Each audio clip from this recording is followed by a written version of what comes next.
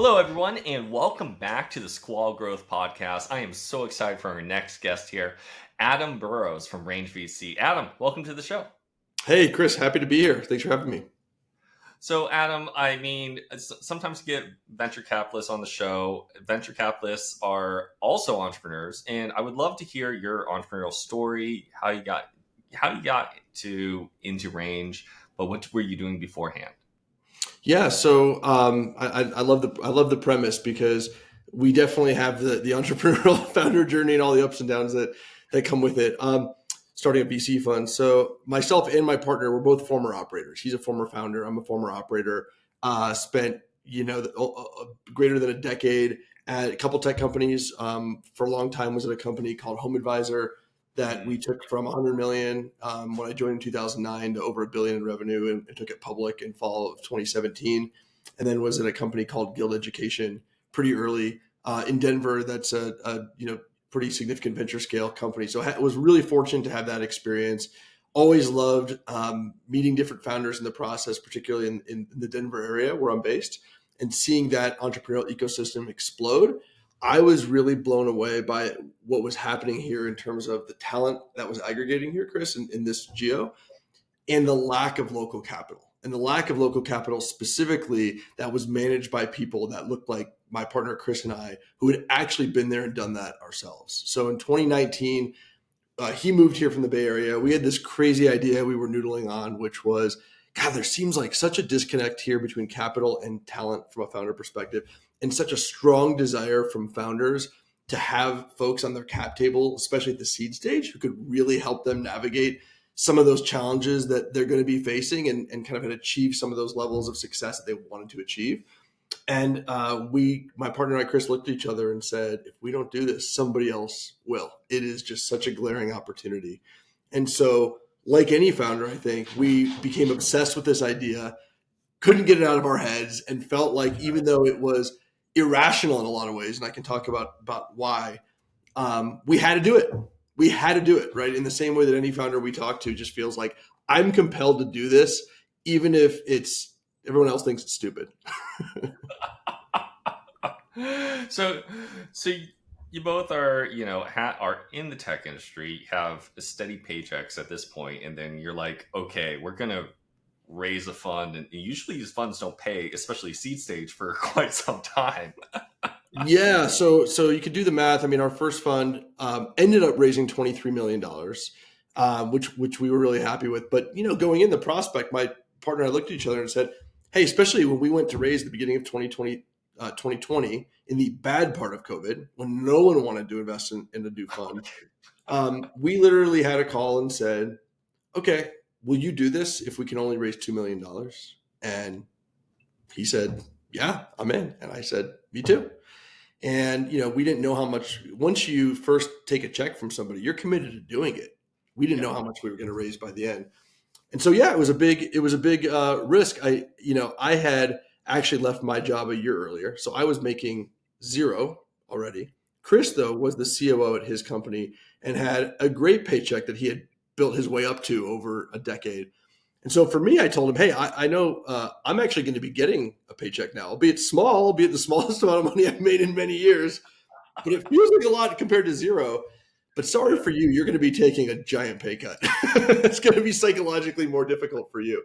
But he and I both just saw the tremendous long-term opportunity here, and again, felt compelled to do it, both for really what we wanted to do and also for the ecosystem, to support the ecosystem here.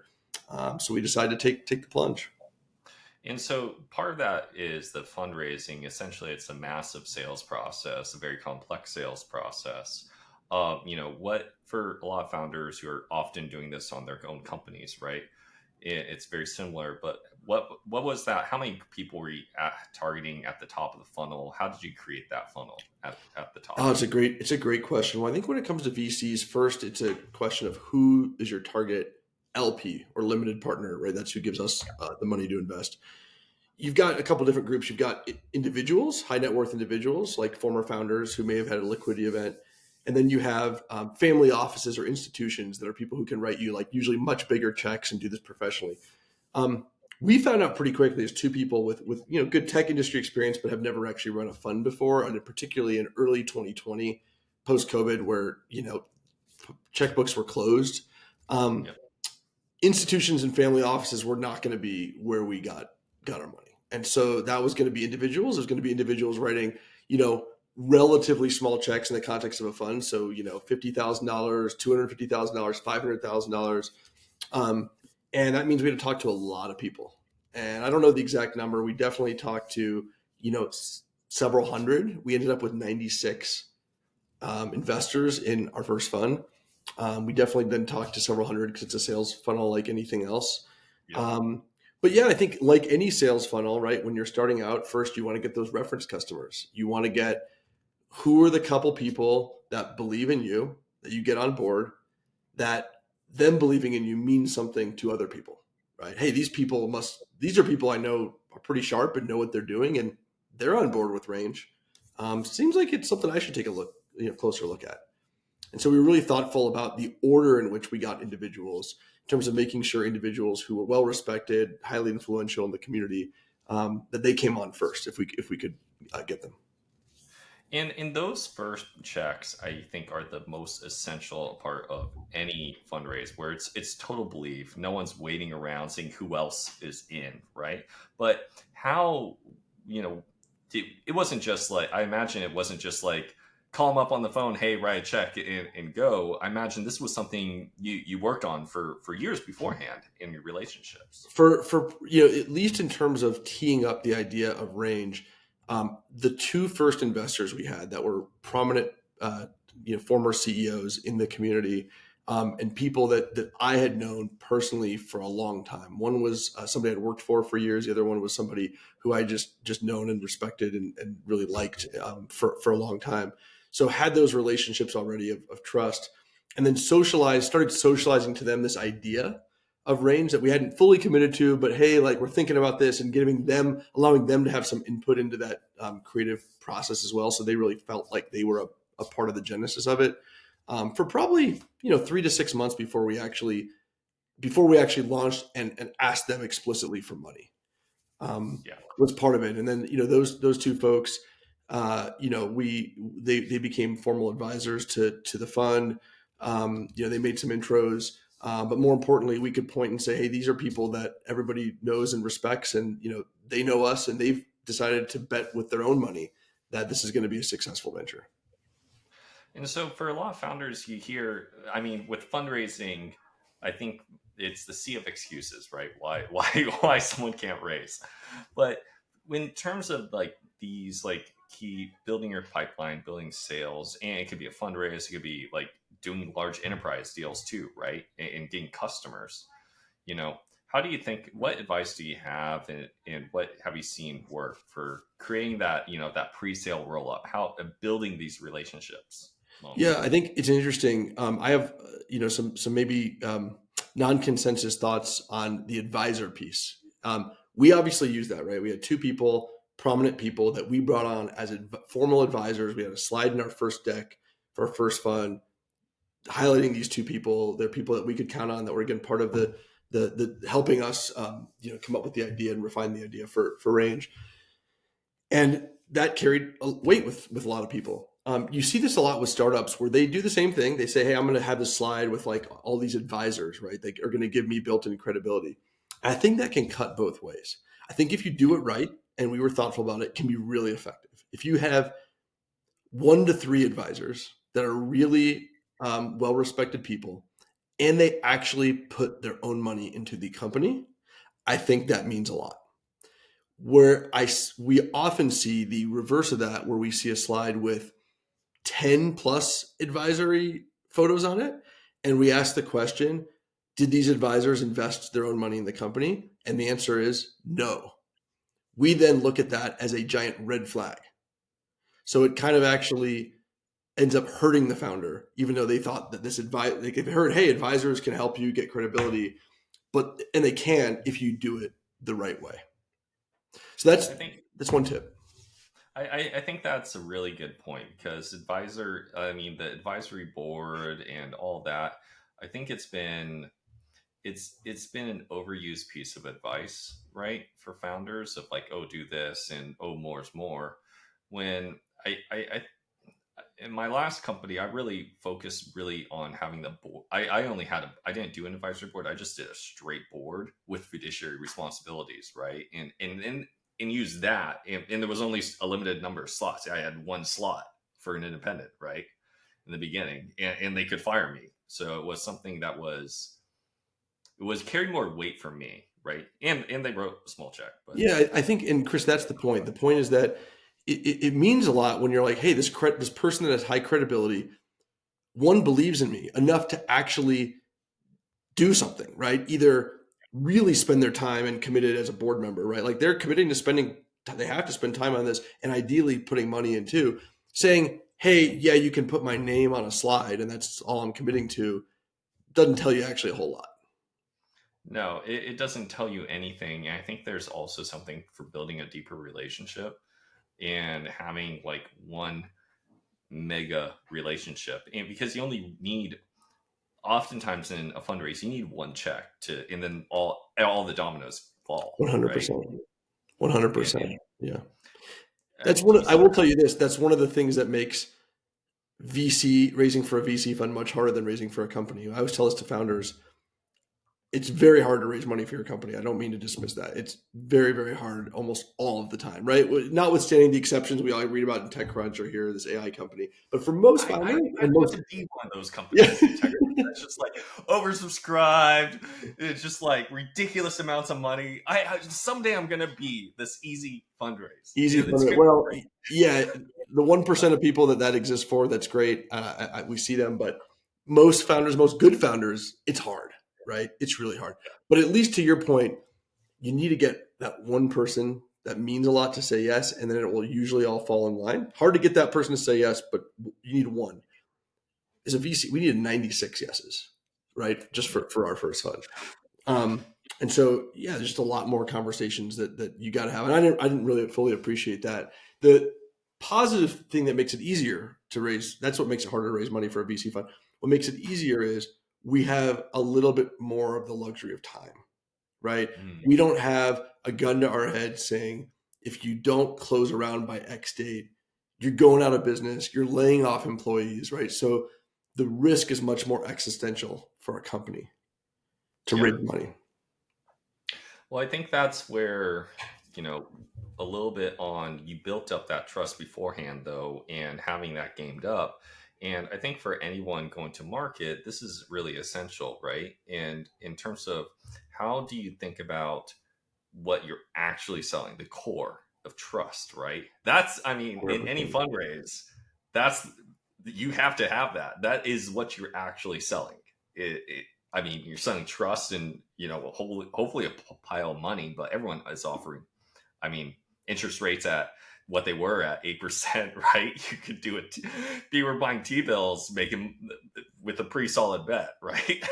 100%. The earlier you go, right? An obvious point, but something I do remind founders: the earlier you go in someone's track record or their company, the more it's just a bet on you, right? Trusting you as a founder, you as an individual.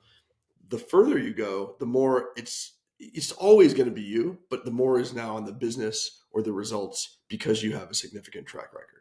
And if the business and results are there, it's going to be easier to raise bigger amounts of money. I tell founders sometimes it's almost always harder to raise that first $250,000, $500,000 than it is to potentially go raise $50 million in 5 or 10 years once your company has the results to justify it. Absolutely. And I think there's something to speak of is like I've seen good things of just going slow, but and having not a pitch in the beginning, right? It's just you just need to start to build that trust bridge, and then you can later go and there'll be an ask, whether it's a customer, investors, or whatever. But like, what's that? I think that oftentimes founders have the gun to their head. There's the deadline coming, and it's tough to slow down sometimes in Yeah, there's a innovation. great blog post by a prominent VC named Mark Suster from Upfront Ventures. He wrote a long time ago that I love called "Lines Not Dots," and Yeah. the idea that it's long-term relationship building, right? And you build trust with somebody by seeing how they deliver against expectations and over time and against what they say they're going to do. That's how trust is built in any relationship, right? And meeting somebody for the first time and expecting to get that trust in, a week or 2 weeks is pretty difficult. Yeah, it's something that, definitely warm, credible intros can help with that trust bridge, right? But I have seen founders use cold emails successfully to raise as well. I've seen it, and it's like, but the follow up was with that trust, and it was never a straight up offer to close. And I think that translates, and I mean, for large enterprise sales. I mean, I see in your portfolio you have a lot of B2B companies. We do. How do you talk to them about their sales process and building their funnels and thinking about that? Yeah, I mean, the tough thing about enterprise sales is, and this is no different than us selling, a institutional or family office LP, a large LP is kind of enterprise sales, is you've got to just be persistent. You've got to be communicative, and Yep. you've got to be prepared for a long road. Yeah. I've heard stories in the VC world of LPs, institutional LPs, that it's taken people a decade to court and ultimately close. Now that's more extreme even than enterprise software, but some of these enterprise software deals, it could take a couple years. Yeah, absolutely. I mean, it's a lot of different requirements, a lot of different the political capital, and in doing that song and dance, right? But I mean, how do you think about this from founders who have these large enterprise deals, and to bridge them between it, because they want the revenue? Yeah, I think it's a couple things. It's one, no different than what I referenced before. You got to get those first couple reference customers, right? You got to get those first couple logos somehow, by hell or high water, who mean something to the next group of customers. So that's being thoughtful, knowing that each of these relationships is going to take a lot of time. Where do you focus? And it's not just necessarily who's going to pay you the most day one. It's combo of that combined with which company, by signing them up, means something to other people in your industry, right? Because that will help speed up your pipeline dramatically. I give you an example there. When I was at Guild Education and they had signed their first customer before I had gotten there, but the first customer was Chipotle. Okay, and Guild is a company that provides educational benefits for Fortune 500 companies. And turns out Rachel, the founder, was really, really smart and strategic about this. Chipotle was a company that was actually turned out really well. One of the companies that was really well respected by other HR departments, as they are at the cutting edge of benefits, right? And how they treat their employees and how they think about frontline employees. And so the fact that they adopted this program actually meant more than, another company that might have been bigger. Yeah. I think that's something big, is as well as that there's okay, who are those leaders? And our tech world is really small. These industries are a lot smaller than people think. And yeah, the employees, they know each other. They're friends. They they go especially the CPG world, RB, Reckitt, Church and Dwight, all their employees have they trade each other like baseball players. It's really funny. Everyone knows. We've seen this. We have a company in our portfolio called Abode that does enterprise sales on the talent side. They help provide software for companies that are doing a lot of early career hiring, intern hiring, people out of college. And, they have all enterprise customers. And what's cool about that company, it's been cool to see, Chris, how each sale initially took a long time. And now they've hit some tipping point where it's now inbound, because all these same people, these same CHRO buyers see each other at conferences. They talk about the problems they have, and now they're starting to tell their friends and former employees and former colleagues, because they switch jobs, about Abode. So that's been really cool and gratifying for that CEO to see, okay, we actually don't have to individually climb that enterprise sales mountain at the same steepness forever. Yeah, absolutely. I mean, if you get the social proof, the IT has already approved it, right? And then all of a sudden, people are pulling you in, right? And you just have to show up. So I think that's the message to founders a little bit, that if you're successful, if you can get that product market fit, but obviously that's super hard to do. But if you can be one of those founders that can scale the mountain, it will get a little easier. Other things in your company will get harder as you scale, but that part that part will be a little bit easier. Absolutely. And yeah, everything else will get much, much harder. But at least your Yes, all sales the HR process. issues you have, all the organizational issues will get much, much harder. But yes. So, like, what are your big pieces of advice that you give every single one of your portfolio founders? What do you think really matters? Yeah, a big piece of advice I give to everybody. This is how we conduct ourselves in our fund. This is how, anybody who asks me for career advice, anybody who asks me for life advice, anything, it's the same piece, which is do what you say you're going to do every single time, right? And something I've realized is I always thought VCs within the tech world, VCs were kind of the top of the pyramid. It was the smartest people. It was like so hard to get into, right? All they did is just kind of sit around and pontificate and make investments. And wow, wouldn't that be cool if I could do that? But it's going to be real hard, right? It's going to be like all the smartest, sharpest, most on it people. And one of the things I've learned in the last 5 years is VC is like any other industry or discipline. If you just do what you say you're going to do every single time, every single day, you're in the top 20% of people right there. Right? Because yes, most VCs, a lot of VCs are super smart people. They're impressive people, but a lot of them, just like everybody else, they don't follow up. They say they're going to do something. They ghost people. I don't know why, but doing what you say you're going to do. You talked about trust before and the importance of that in everything in life. And that's the way you build trust. It's consistency in delivering or exceeding everyone's expectations. And I think that's something that, I think Colorado has built a unique culture with that. I do have credit like Brad Feld and Foundry Group, and they've been a 100%. very, very big part of the VC culture out in Colorado. But something that I can see has permeated versus seeing some where it's interesting where certain cultures just don't have that, right? It's very, very transactional, move on to the next. And at some point I get that from a seed stage portfolio. There's only a certain range of founders that are in a target. They're going to pass and then it'll be on to the next, or the company will not be around. I can give you two examples where this is, I actually give you three examples where this has worked out really well to our benefit. I mean, we just think it's the right thing to do, in terms of like, do what you say you're going to do and everything. There's two companies where we've said no to, and we later invested, like a year later in both cases.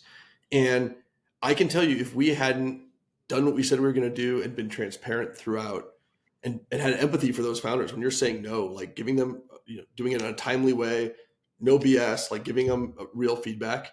When you say, hey, can we do anything to help? Actually mean it and actually follow through if they ask for it. That, in those two cases, we stayed close with the founders, and, they did what they say they were going to do, and they exceeded what they said they were going to do. And because we still had that relationship, they gave us the opportunity to invest, even though we had said no. Right. And having talked to those founders, there were some other investors who said no, that if they had circled back around later, they would not have taken their money. Right. And there was another example where a founder that we turned down actually referred us to another founder that we invested in. And so those are actually the things that I take the most pride in personally, more than, we made a investment that looks like it's going to be successful. Sure, that feels great too. But actually evidence where, you're doing things the right way, with compassion, with respect, with empathy for people, and people appreciate that. That feels really gratifying. Absolutely. Well, Adam, thank you so much for taking the time to chat. I really enjoyed our conversation. Yeah, thanks, Chris. Appreciate you. Thanks for giving me the opportunity.